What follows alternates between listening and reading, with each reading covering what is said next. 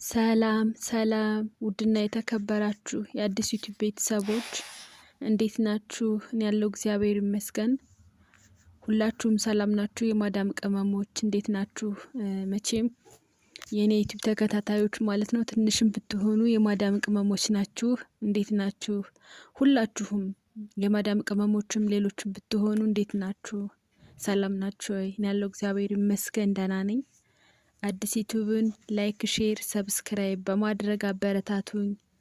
ዛሬ ደግሞ በአዲስ ቪዲዮ መጥቻለሁ። የዛሬው ቪዲዮ ደግሞ ለየት ይላል ትንሽ። ቪዲዮን እስከ መጨረሻው በማየት አብራችሁን ቆዩ። አዲስ ዩቲዩብን ላይክ፣ ሼር፣ ሰብስክራይብ እያረጋችሁም አበረታቱን፣ ቤተሰብ ይሆኑን። እሺ ውድ ቤተሰቦቼ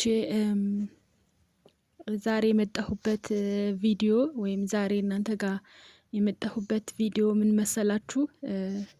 አንዲት የማዳም ቅመም የኔ ቢጤ በሳውዲ አገር የምትኖር ናት ወይም የምትሰራ ሸቃላ ናት። የምትኖር እንኳን ባልለውም በሳውዲ ሀገር የምትሰራ ሸቃላ ናት እና ትንሽ ችግር ውስጥ ገብታለች። በማወቅም ይሁን ባለማወቅ አሁን ላይ ችግር ውስጥ ገብታለች። አውቃም ታድርገው መቼም እያወቀች ነው አንልም፣ ሳታውቅ ነው እንጂ ማለት የምንችለው። ሰው እያወቀ ማለት ጉዳቱን እያወቀ ሰው ራሱን ወደ ጉዳት ውስጥ ይከታል ብዬ አላስብም። እናንተም ፍረዱኝ የማዳም ቅመሞች። እና ባለማወቅ ብለን እንያዘው፣ ባለማገናዘብ እንደዚህ ችላ በማለት ምናምን የሚመጣ ችግር ነው ይሄ ችግር። እኔ እንጃ አንዳንድ እንትኖች አንዳንድ ችግሮች የሆነ አንዳንድ ችግር አይታችሁ አረ እኔ እዚህ ላይ መናገር አልፈልግም፣ አረ እኔ ምንም ማለት አልፈልግም፣ ዝም ብዬ ነው ማለት የምፈልገው ትሉና ግን ዝም ከማለት ይልቅ መናገር ይሻላል አንዳንዴ ማለት ነው። ምክንያቱም የአንድ ሰው ስህተቱን የሆነ ጥፋቱን ምናምን ካልነገራችሁት ያ ሰው በእሱ አስተሳሰብ ጥሩ ነው ብሎ ሊያየው ይችላል፣ ጥሩ ነው ብሎ ሊገምት ይችላል። እና አሁን ልጅቷ እንደዛ ነገር ነው የገጠማት ብዬ አስባለሁ። ጥሩ ነው ምንም አይደለም ቀለል ያለ ነገር ነው ነገሩ ብላ የቀጠለችው ያደረገችው ነገር አሁን ላይ ትልቅ ችግር ውስጥ ከቷታል። እሷ እንደ ቀለል አድርጋ እንደማየት ወይም ፎሎወር ለማግኘትም ሊሆን ይችላል። ብቻ እኔ እንዴት እንዳሰበችው አላቅም። በነገራችን ላይ ያው እንግዲህ ይሄን ያየ ሁሉም ሰው በጣም ነው የሚደነግጠው።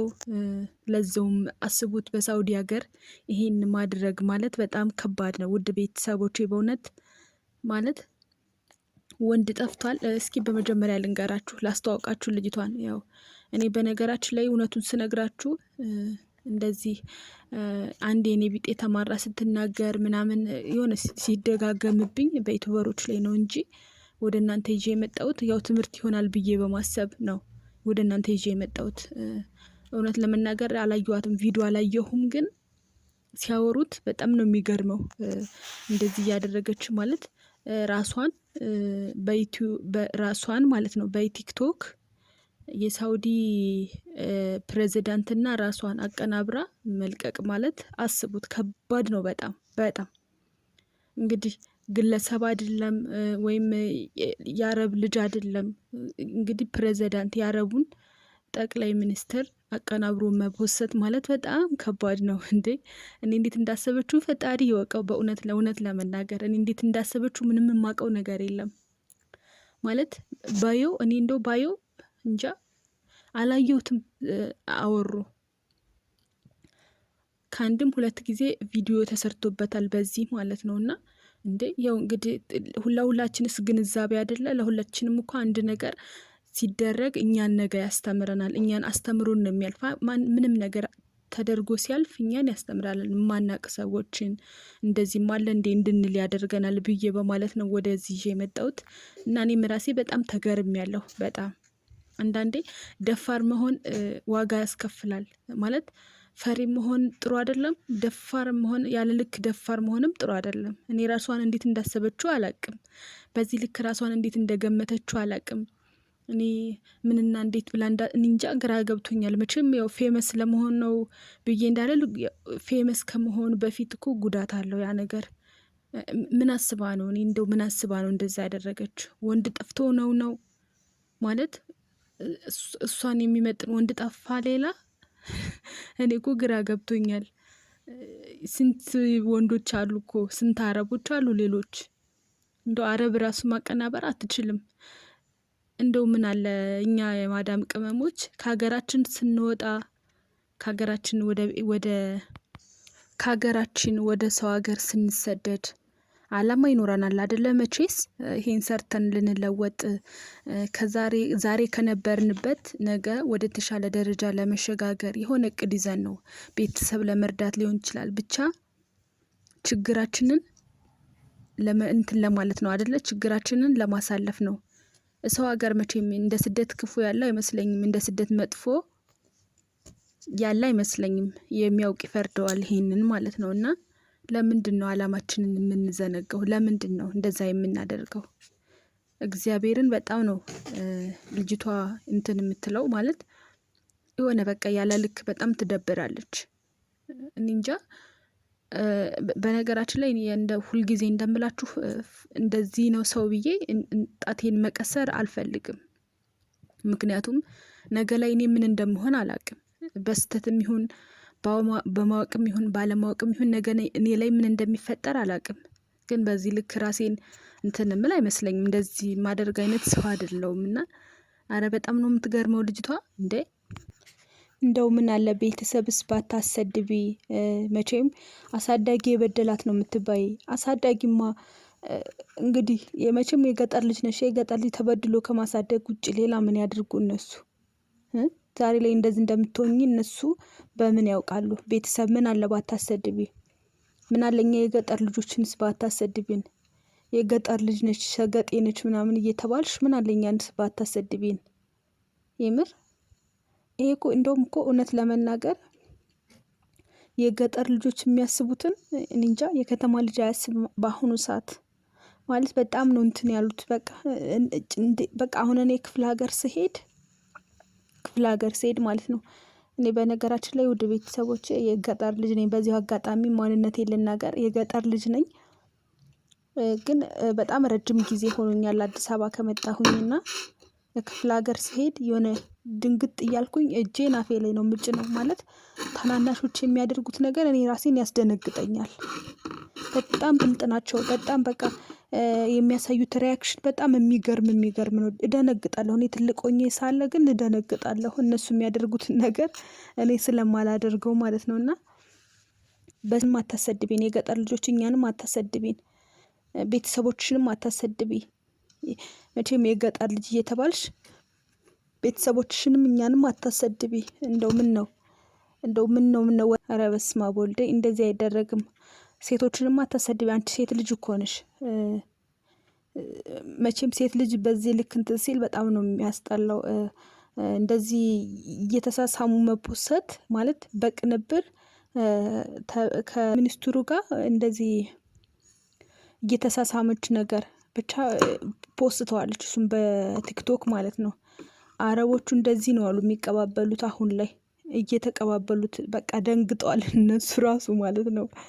እና ሴቶችንም አታሰድቢ እግዚአብሔርን። ያሁኑ ለዛውም እኮ በሳውዲ ሀገር፣ ሳውዲ እኮ በዜጋቸው ላይ ራሱ ቀልድ አያውቁም። እንኳን በጠቅላይ ሚኒስትራቸው በዜጋቸው ላይ ራሱ ቀልድ አያውቁም እንዴ!